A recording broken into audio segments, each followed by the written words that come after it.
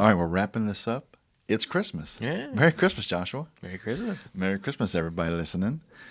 We are finishing our Christmas Unwrapped series today.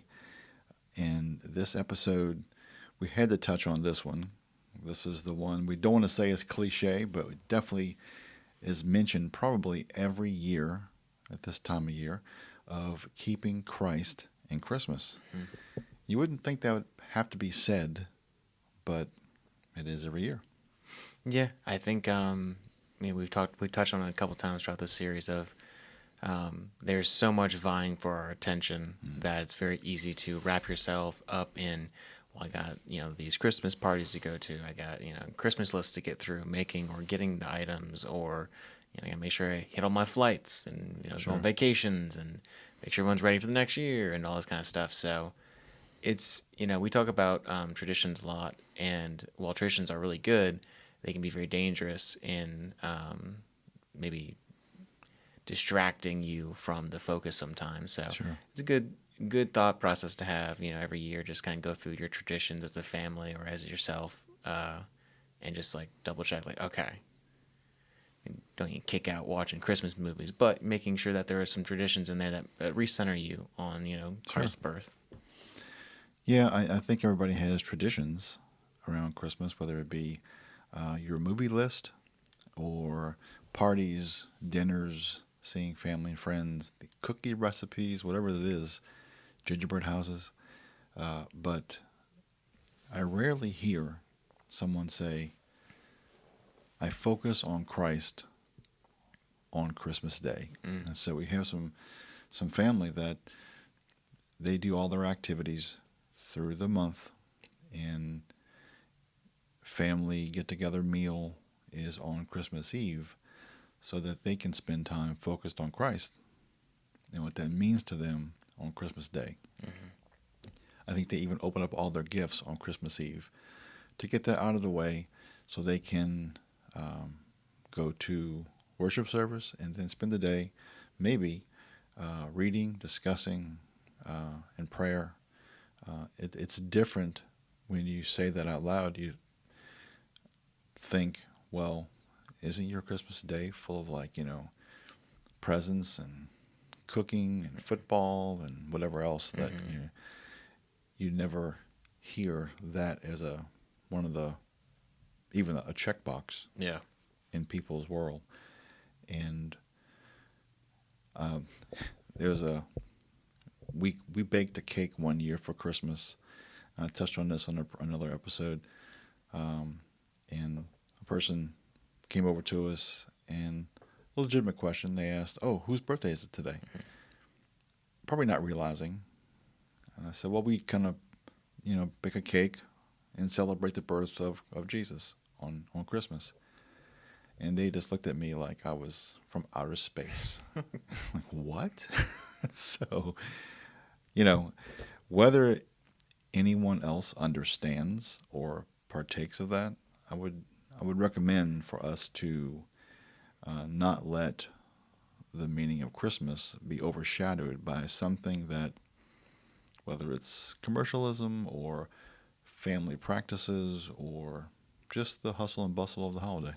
Yeah, and I mean, at this point, as it is Christmas today, it's kind of a little bit late in the game, but, just something to keep in mind for next year of taking the entire month to kind of center yourself, because this could be a thing where you do it over a period of time instead of just having it all happen on one day, because, Oh, sure.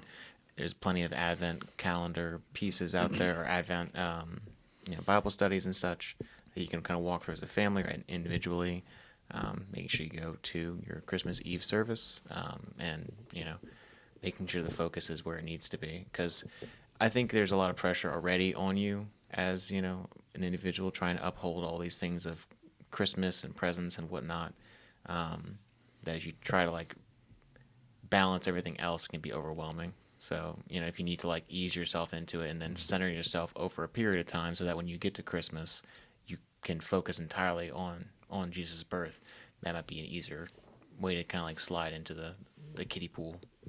What's funny, oddly enough, one of the studies said that during the holiday rush, many people feel disconnected from the religious and spiritual significance of Christmas.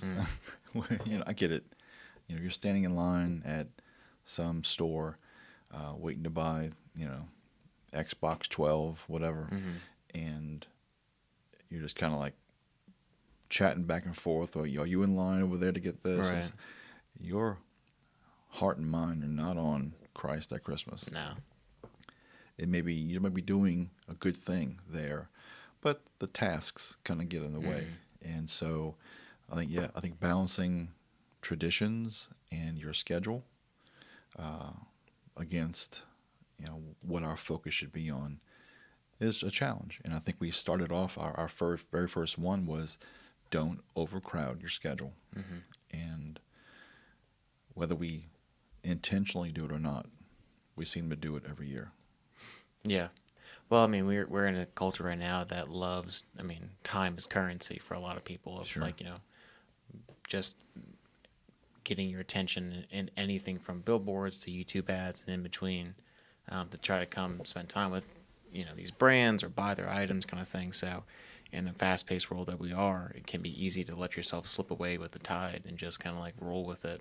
Sure. And, because it's easier. You unplug your brain while you stand in line at Best Buy, not thinking about, well, did I do my Bible study today? Maybe I can take some time while I'm standing in line. Sure. Do a little quiet time with the Lord. So That'd be great, yeah.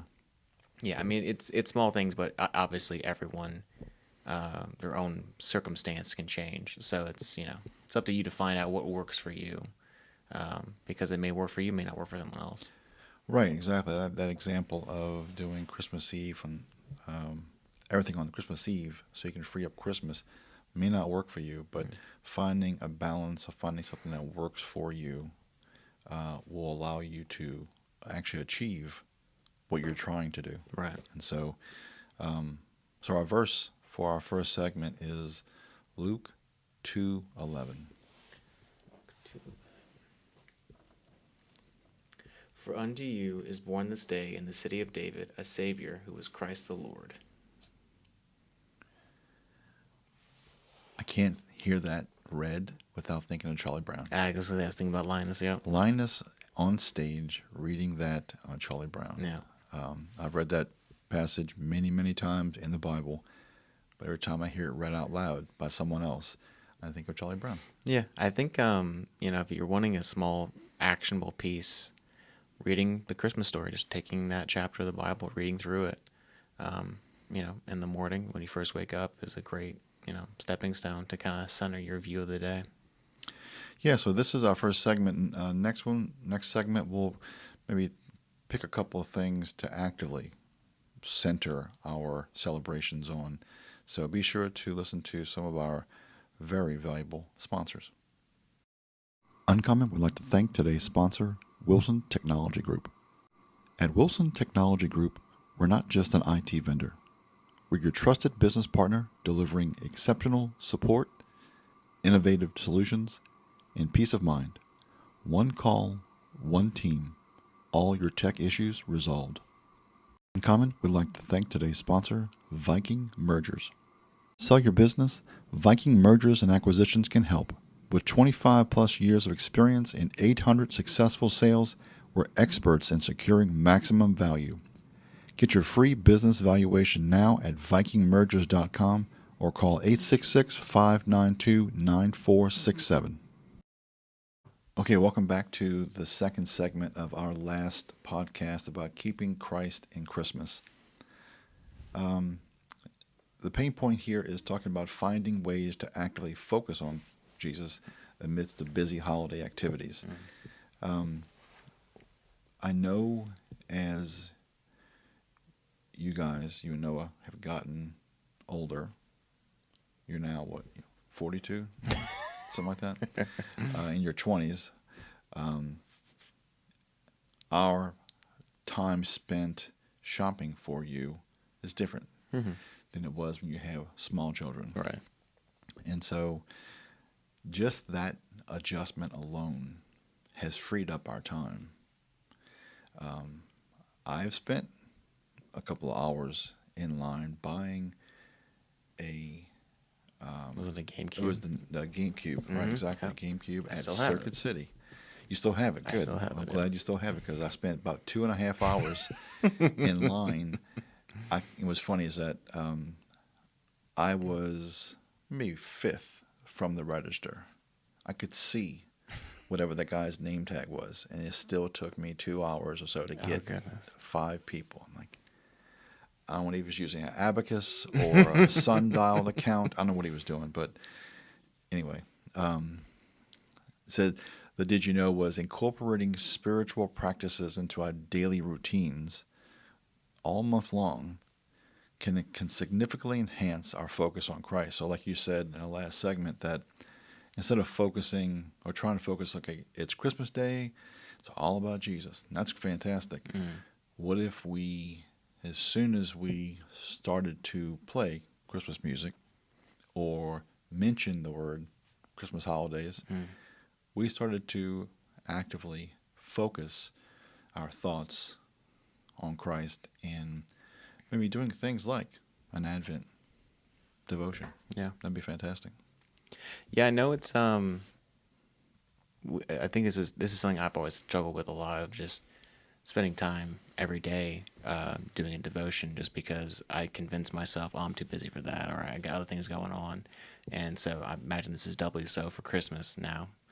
Even from our perspective of having to get gifts for everyone, for our two families running around, all that's done online. But even that process is a thing itself, trying to pull teeth from chicken, asking people what they want for Christmas. But I mean, it's an effort that has to be made. You can't just fall backwards into, Yeah. oh, I'm gonna do an Advent calendar or Advent devotion, and this calendar month or whatever, and expect to be, oh, yep, I did it. You have to set aside time intentionally, and I think that makes it more powerful when you're setting aside time specifically to walk through that, as opposed to, I got free 5 minutes here, I'll just do it real quick, Sure. Right. So more reverence in that, spending time either morning, midday, afternoon, whatever, and spending time in God's Word and reading the story and the gifts that He has given us already. You may find that some private time for yourself helps you do this, opposed to, as well intentioned and as great as it is to spend time with family. You may find that, one, not everybody at the family gathering is a believer. They may not be open to maybe a group having a discussion about this, or you may have think, well, I spent time this morning doing that, and I'm done for the day, kind of thing. I've checked off my box. That's right, exactly. So you may find that some private time opens up some opportunities for yourself. Yeah, I think if you can spend time privately, I think that'll exude itself, when you walk and, meet with your family and extended family and other people, because that can help you framework everything throughout the day and the month. So maybe, you're not as hot-tempered when it comes to your crazy uncle, or, the in-laws, or, driving 5 hours in traffic one way, or whatever the case may be. I think, as we talk about in all things, the more time you spend in God's Word, you're going to see that fruit develop in your life in different ways. And I think, being, thankful and gracious of the gifts that God's given us during Christmas is a great place to start. One technique that we'll mention in our last part of this is maybe doing a service project. Now, it seems sacrilegious to do this on Christmas, but what if you did something as a family, as a service project, going down to the soup kitchen, delivering meals? I know our church does this for Thanksgiving, I think, and Christmas. They'll take a collection, someone goes shopping, they pack bags, and then they ask if anybody would like to deliver these to people so they can cook a Christmas dinner. And that many times is not a huge ask. You might drive to 2 or 3 houses, walk up to the door, introduce yourself, say, this is from Life Fellowship, hope this blesses your day, Merry Christmas. Yep. And you walk back to your car. Yep. And so that may be a great way to do that, and bring along some or freak out some family members who don't do this. Yeah, I know we always do Operation Christmas Child, Yeah. and that's a great one to bring your family to because little kids can do stuff too there. But like, yeah, bring family members to that maybe are not believers is a great. It's a great like segue because it's just non-religious enough. They're like, oh yeah, I'll go do things with you. Yeah, we'll go pack boxes. That's when Right. you hit 'em with the 1-2 punch of, oh yeah, we're putting Bible pamphlets in here too. So what do these kids get? They don't have stuff. Why can't they go to the store? Right. So yeah, I think yeah, definitely service projects, and this is throughout the entire year. Doing service projects as a family, I know for when we're growing up, you guys took us to several service projects, and I fondly remember those time frames of spending time, whether it was physical labor, lawn work or whatever. Yeah. Just doing that and knowing that we were able to do good and spread the gospel was very, very powerful for us when we were younger. All right, we're going to try to end with something a little fun, okay? And I didn't prepare you for this, so Okay. this is a question that you don't know about yet. What's your favorite Christmas movie? And Oh, don't my. steal mine. Yeah.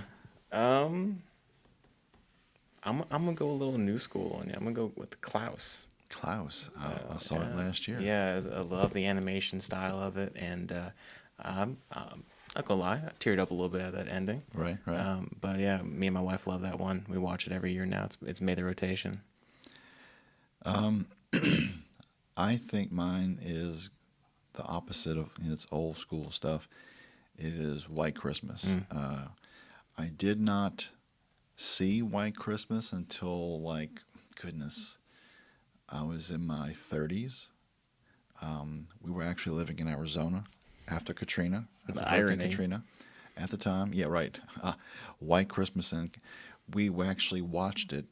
We were sitting out on it was a Starbucks.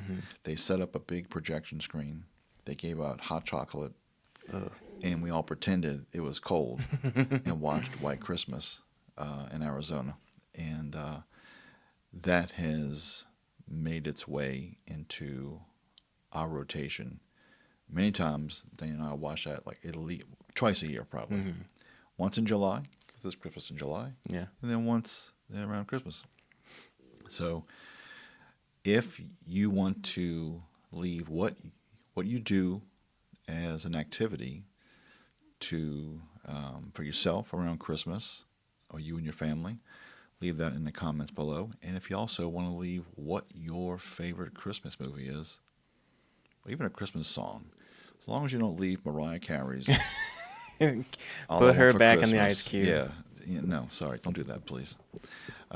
Well, our challenge for this podcast is commit to a daily time of reflection or devotion throughout December, focusing on the life and teachings of Christ. This practice will help maintain a Christ-centered perspective throughout the entire Christmas season. Yeah, and even though today is Christmas, and we got a few more days until the hustle and bustle of the new year, even if it's shifting to a devotion for January, or just choosing one for every month of the coming year, take that challenge. This challenge applies to every month of the year, not just December. So Exactly. take that time and plan it out. If you're a planner, plan it out. More off the cuff, just pick one day and start working through it. And with that being said, have an uncommon Christmas.